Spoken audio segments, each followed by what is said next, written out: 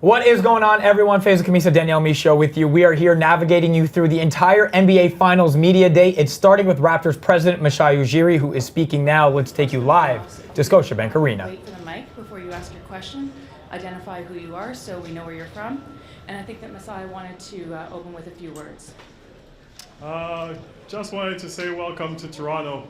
It's a really exciting time for us in the city, and I think it's such a blessing to have the opportunity for our team, our city, our country to play in the NBA Finals.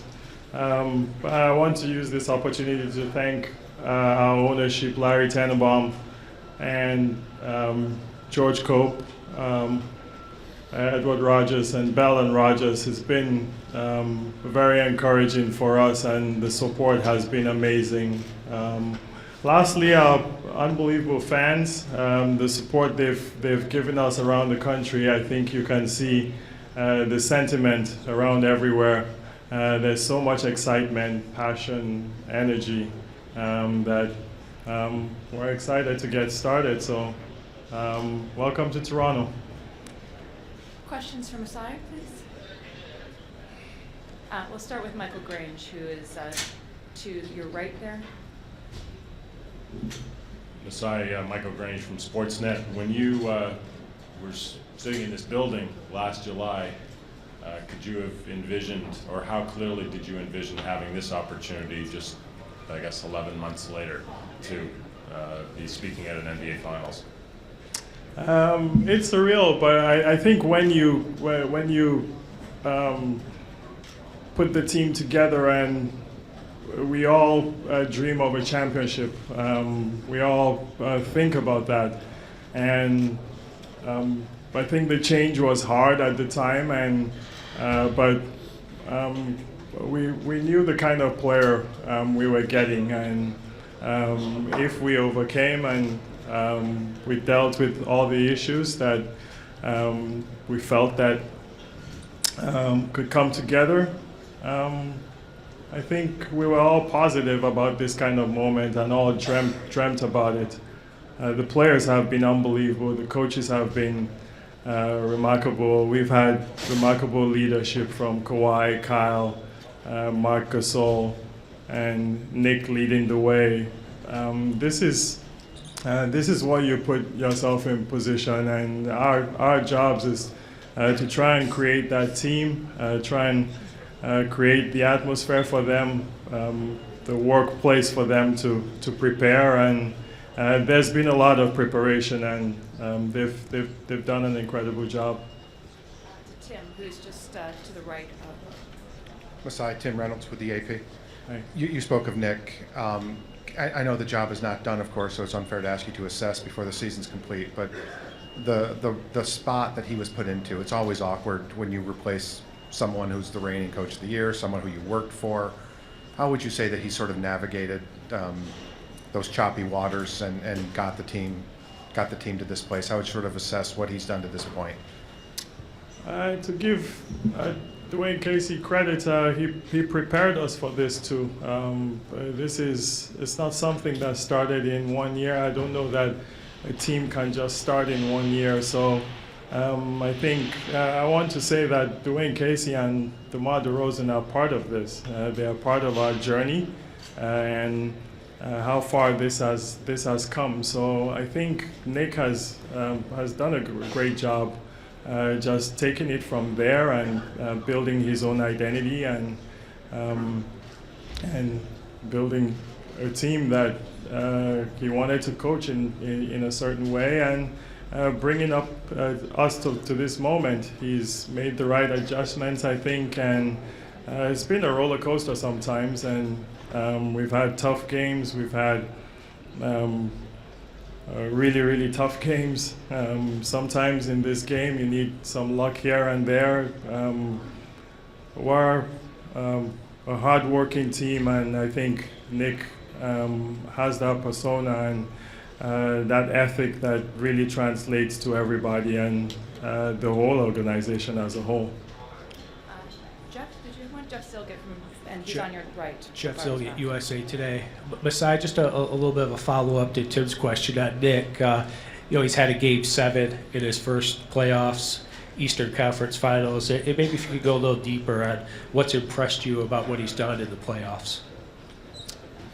Sometimes, when you're dealing with pressure and these games coming every other day, and you thinking on the fly, thinking during the games, the adjustments to make. Being a first-year head coach, there's going to be an adjustment period, and I think he's done remarkably well, even using some of his past experiences. He talks about the D-League, he talks about Europe, he talks about mixing lineups and different players at different times with what we've gone through this year with maybe trades and load management and injuries and all the different things. And Nick has just been one to never complain, never. It's always how does he adjust? How does he use what he has with the players? And to me, that's one thing that has really stood out with him, and he's done a remarkable job. To Eric Kareen, who's in the third row beside Michael Grange. Eric Kareen, The Athletic. Obviously, Kawhi's health was a story throughout the season and when you made the trade. Was there a point during this season that you thought, okay, he's in a really good place, we might get to see the very best he has to offer, or is that sort of progressed even throughout the playoffs that it became more certain that you'd be able to see that? Honestly, as soon as we made the trade, I thought that, as soon as the guy was in our hands, to get a player like that, he made it clear that his health was a priority for him. It was a priority for us, and to see the progress and just his mindset when he came into the building and into training camp, the work he did in the summer, coming into training camp, and the work he's done all year. Kawhi is quiet, but he's relentless. I'll tell you, his work ethic is almost crazy. How his regiment, taking care of his body and doing all the work. So where there's preparation, I think you're confident, and when you see the preparation throughout the season,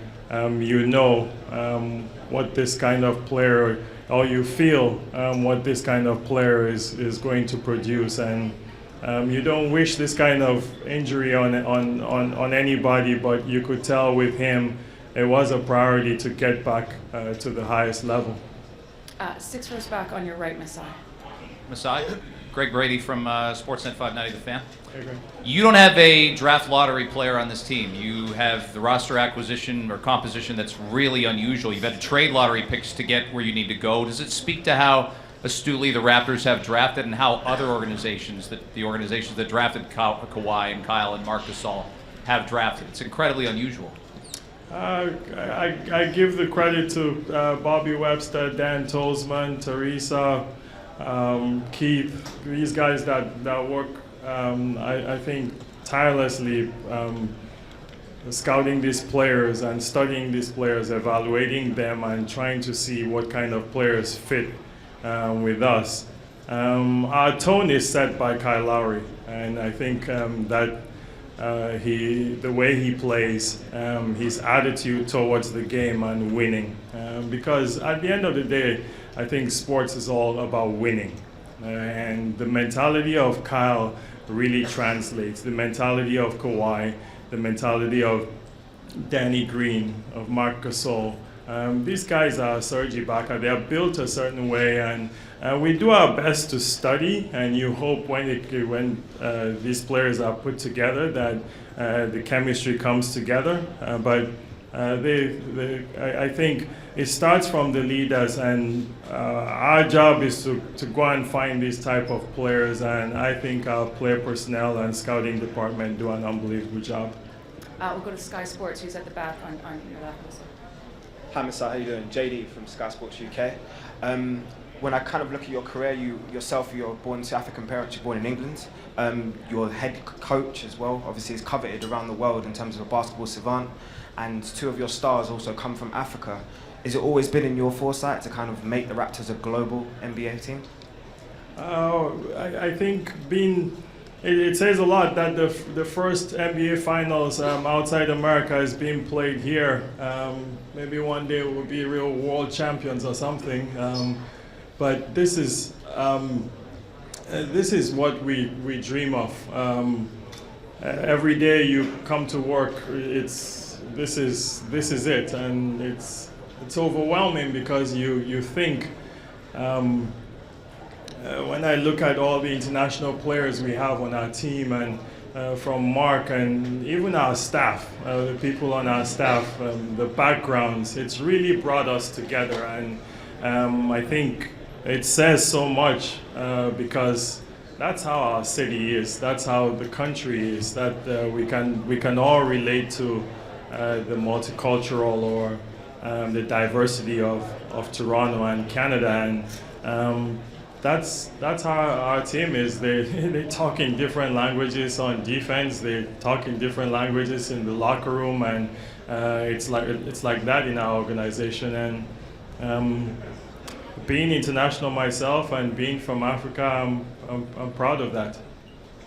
Standing up to your right, Masai at the back. Hi, Kareth Burke, NBC Sports Bay Area.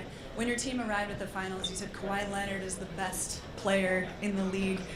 From the Warriors' perspective, Steve Kerr said KD is the most skilled player in the league, and I understand teams love their guys. But what is the distinction in your mind that makes Kawhi the best?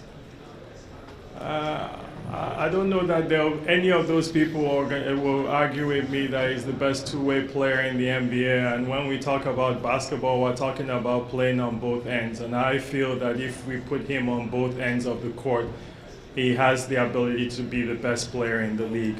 And that's where it came from. So we're going to Tim Bontemps, who's in the middle, coach. Hey, Masai. You mentioned Kyle a few times and his leadership with this team. Obviously, you guys have been through a lot the last several years. I was just curious, what have you seen from him in terms of his evolution, both on and off the court, and how has that translated to the ways he has helped lead you guys to the finals this year? There's something about that guy that I just believe in. It's incredible. We've been through so much, and he's a winner. There's no other way to put it. He's a winner. He's been hit upside the head from every different angle and every different angle in the world, whether it's personal, everything, and he survives it. But every day he comes to win. Doesn't matter what mood he's in. He comes to win, and. I saw that one day playing in the gym here when this was still our practice facility, and nobody knew I was watching that day. It's like 4 or 5 years ago, and they were playing pickup basketball, and the way he just competed without anybody being in the gym. There was just 5-on-5 and a couple coaches in there. It was preseason, and he played his ass off, and that's just how he is, and he leads us, I think, in the right way. And yes, we've gone through, we've had our ups and downs, but I think this year there was a really good moment where we sat down and we really talked about what we wanted to accomplish, and it's a tough conversation, but these are conversations that you have to have. I did understand how Kyle felt when obviously we made the trade, and it was tough. DeMar's his best friend. I do understand that completely, and that's the toughest part of the business that we all talk about. But in terms of Kyle, I've seen him grow. I've seen him grow as a person, as a leader on our team, and I can only get better from here. To Jared Greenberg, who's standing up to your left, Masai. Masai, Jared Greenberg, NBA TV. A recent online survey concluded that all but 3 of the U.S. states are rooting for the Raptors to win the championship this year. Mm-hmm. For a fan base that has built its bones on us against the world, how does it feel now to be playing for a title knowing that you're the fans' choice to win? It feels good. We don't want to. I don't know if it's underdog. We just feel like we've prepared well to be here. And you go through that grind. It's very flattering, for us as a team, as an organization. I know our players would love that that we get that support. But these guys have prepared, to be honest, and we've been trying to prepare for this moment to get here. And it's been a grind, we get mocked, we get people talk about us in different ways, but for us, that's the growth. That's the thing. Those are the things that we have to go through. But I can tell you it's going to be crazy. It's going to be crazy here tomorrow. It's going to be crazy here on Sunday. It's going to be crazy here for a few days because that's the mentality of our fan base. And we know it's across the world. That's something special about here. We can reach the world easy from here, from Canada. And we're happy to be the global team that represents the NBA. Sitting down, Masai, on the left. Adrian Gober with City TV here in Toronto. Masai, you kind of touched on it there a little bit in your opening remarks as well. What do you feel it means, not just for the Raptors, but the city of Toronto, to have the global spotlight on our city and perhaps putting to rest some of the misconceptions about Toronto and basketball in this country? Yeah, we heard all of it. Again, I say we have to grow to get to this moment, and it's such an incredible city, sports city, whether you're talking about us or the Leafs or the Blue Jays or TFC. It's a great sports city and there's room for everybody. It's incredible how diverse it is, and we're going to continue to grow this and live this in this city. You see the fans, and wherever you go, whether it's a restaurant, everywhere, the support has been, I think, amazing for us. And I said it when I came here. I know this city will win. And it's not me or anybody. There's something about it here, and sports. It comes around. Many cities will win, and Toronto will win too.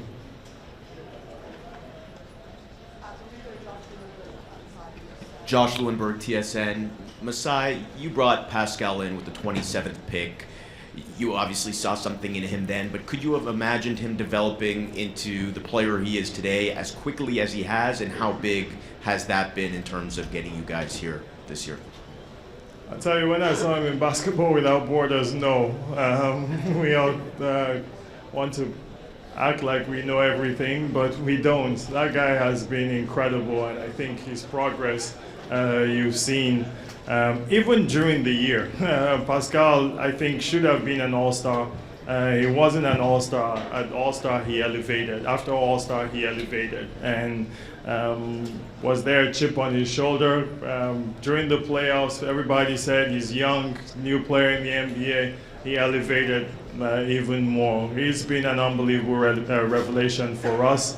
But I know Pascal, and we've had this moment of talk, and he specifically said to me a couple years ago that he doesn't want to be one of those African players that's labeled, whether it's a shot blocker or a defender or rebounder or he runs. He wants to be a star. He wants to be a versatile player in this league, and he wants to be able to do it all. And he's put the work into it. We all used to hold our breaths when he took a three-point shot. We all used to hold our breath sometimes when he went on the fast break, and now we can't wait till he does that. Again, it's preparation, it's practice, it's work ethic, it's that mindset of winning, and I think he has that mindset too.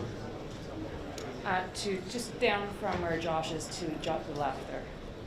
Masai, Joe Varden from The Athletic. You mentioned something earlier about difficult conversations, and one of the storylines surrounding your team all year has been what will happen with Kawhi Leonard in the future. When was the last time you discussed his future with him, and how have you, if you have, made the case to him that the Raptors is where he should be long term? I said it from day one, we're going to be us. I think Kawhi Leonard is a superstar and we're going to treat him like a superstar, but we're also going to do all the natural things that I think will help us get to that level to convince Kawhi that this is the place for him. And the future conversations I've had with Kawhi about the Golden State Warriors, and that's his mindset. His mindset is what is at hand right now. What's the job right now? And the job right now is to beat the Golden State Warriors. I think when he came here, he made it clear he wanted to be healthy. He wants to play on a good team that will compete. And I think kudos to Alex McKechnie and Kawhi's team. I think they've worked together to get him slowly back to playing at this level after missing playing only 9 games last year. I think when he sees with the city, the fan base, basketball, I think coaching, everything almost has to come together. And I think there was an incredible moment in Game 7 with that shot. All these things, I think, naturally they have to come together, and I think we're blessed here in Toronto that it's slowly coming together for us. But the trust, you hope to build that trust where at the end of the day, we know that there are 2 tough moments in sports, in the job that we do, that make it very, very difficult, and that's trading a player and when a player leaves in free agency. We all have to prepare ourselves for everything, and I think we've built this trust in a way that whatever it is, I think we would have prepared ourselves. We're going to do 2 more questions. We'll go to Vince, who's sitting down on your right, Masai, halfway back there. Hi, Vince. Hi, Vince Ellis, Detroit Free Press. Aside from the Kawhi Leonard acquisition, is there anything else that you take away from your past playoff disappointments, that how you addressed or how you went about building your current roster? Yes, we needed to. I think we needed to figure out a way where we played sometimes a little smarter, sometimes the way we defended, sometimes the way we adjusted to games, sometimes our toughness, sometimes just going through those games, having those sweeps or those defeats. That teaches you, I think. Our team maybe, hopefully, were a little bit more versatile. I think we saw when we played Orlando or we played a big team like the Sixers, I think we were able to compete with them. It was a tough series, but we were able to compete.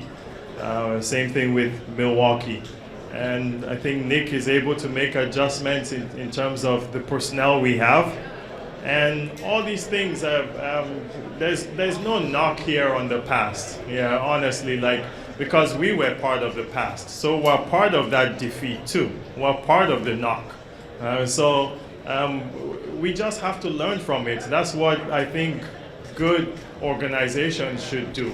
And we learn from that, and we find ourselves here, and there'll be more learning moments, I think. But we play sports to win. That's why we play the game, is to win. And that's what we want to do here, is to win. So the last question is from Kayla Gray, who's at the very back, Masai. Hi, Masai. Kayla Gray, TSN. Hi. You talk about the timeline. At the start of the season, obviously, you're losing a DeMar DeRozan, gaining Kawhi Leonard. Was there any point in the season where things started to click for you guys, maybe facing DeMar, maybe Kawhi returning to the Spurs, or that game against the Spurs? Was there any point where things started to feel right in terms of buy-in and that trust that you talked about?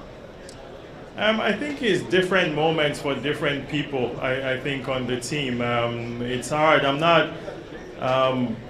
not big on the trade deadline. I think people know here I like development, I like growth, and we did try a couple years ago, we made a couple moves at the trade deadline, and it didn't work. So sometimes you take your chances. Sometimes these are the things that you have to do.